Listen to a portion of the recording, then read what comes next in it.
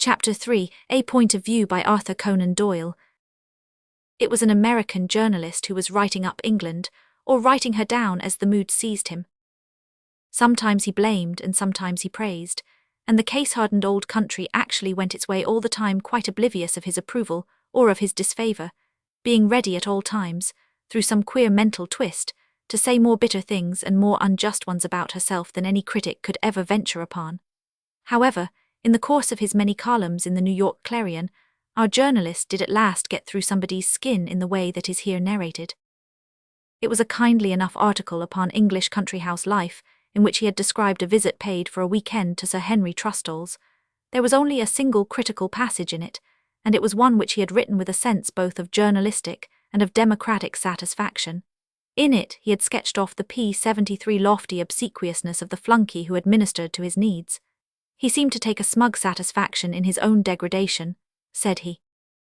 Surely the last spark of manhood must have gone from the man who has so entirely lost his own individuality. He revelled in humility. He was an instrument of service, nothing more.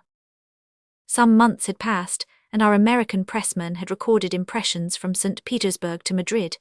He was on his homeward way, when once again he found himself the guest of Sir Henry. He had returned from an afternoon's shooting, and had finished dressing when there was a knock at the door, and the footman entered. He was a large, cleanly built man, as is proper to a class who are chosen with a keener eye to physique than any crack regiment. The American supposed that the man had entered to perform some menial service, but to his surprise, he softly closed the door behind him. "Might I have a word with you, sir, if you can kindly give me a moment?" he said in the velvety voice which always got upon the visitor's republican nerves.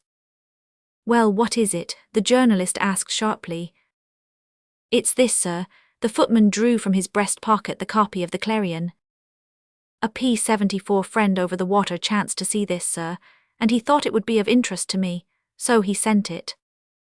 "Well, you wrote it, sir, I fancy." "What if I did? And this footman is your idea of me?"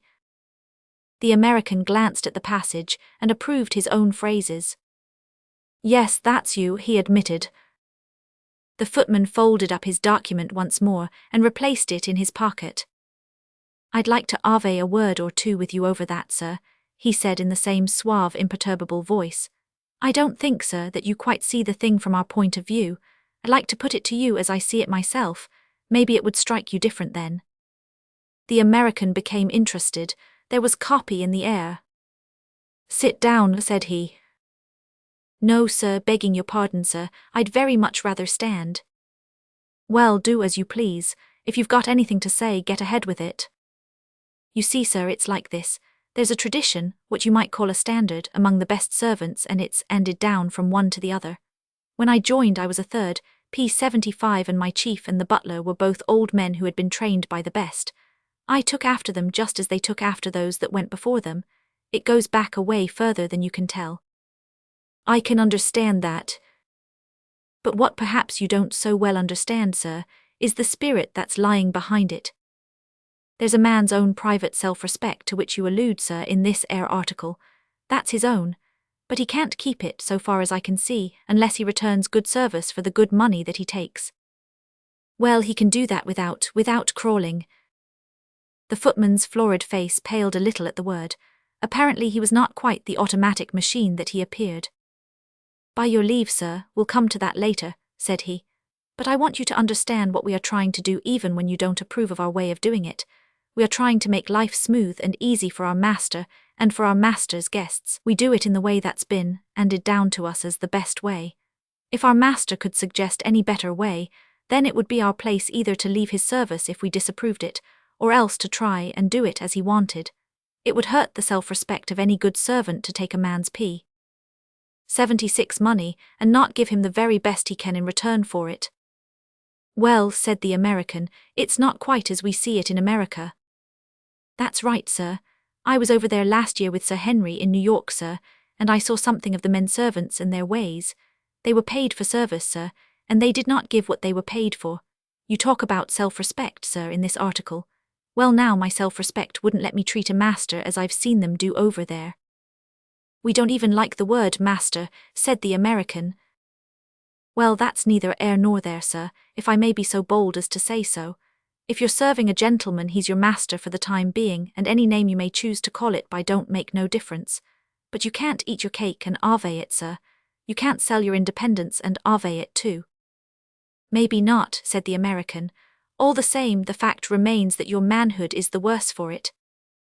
There, I don't hold with you, sir. If it were not, you wouldn't be standing there arguing so quietly. You'd speak to me in another tone, I guess. You must remember, sir, that you are my master's guest, and that I am paid to wait upon P77 you and make your visit a pleasant one. So long as you are here, sir, that is how I regard it. Now in London. Well, what about London? Well, in London, if you would have the goodness to let me have a word with you, I could make you understand a little clearer what I am trying to explain to you. Arding is my name, sir. If you get a call from Enery Arding, you'll know that I have a word to say to you. So it happened about 3 days later that our American journalist in his London hotel received a letter that a Mr. Henry Harding desired to speak with him. The man was waiting in the hall dressed in quiet tweeds. He had cast his manner with his uniform and was firmly deliberate in all he said and did. The professional silkiness was gone, and his bearing was all that the most democratic could desire. It's courteous of you to see me, sir, said he. There's that matter of the article still open between us, and I would like to have a word or two more about it. Well, I can give you just 10 minutes, said the American journalist. I understand that you are a busy man, sir, so I'll cut it as short as I can. There's a public P78 garden opposite, if you would be so good as talk it over in the open air. The pressman took his hat and accompanied the footman. They walked together down the winding gravelled path among the rhododendron bushes. It's like this, sir, said the footman, halting when they had arrived at a quiet nook. I was hoping that you would see it in our light and understand me when I told you that the servant who was trying to give honest service for his master's money and the man who is free-born and as good as his neighbour are two separate folk. There's the duty man and there's the natural man, and they are different men. To say that I have no life of my own or self-respect of my own, because there are days when I give myself to the service of another, is not fair treatment. I was hoping, sir, that when I made this clear to you, you would have met me like a man and taken it back. Well, you have not convinced me, said the American. A man's a man and he's responsible for all his actions. Then you won't take back what you said of me, the degradation and the rest. No, I don't see why I should. The man's comely face darkened. You will take it back, said he. I'll smash your blasted head if you don't. The American was suddenly aware that he was in the presence of a very ugly proposition. The man was large, strong, and evidently most earnest and determined. His brows were knotted, his eyes flashing and his fists clenched. On neutral ground, he struck the journalist as really being a very different person to the obsequious and silken footman of Trustall Old Manor. The American had all the courage, both of his race and of his profession, but he realized suddenly that he was very much in the wrong. He was man enough to say so. Well, sir, this once, said the footman as they shook hands. I don't approve of the mixin' of classes, none of the best servants do. But I'm on my own today, so we'll let it pass. But I wish you set it right with your people, sir. I wish you would make them understand that an English servant can give good and proper service, and yet that he's a human being, after all.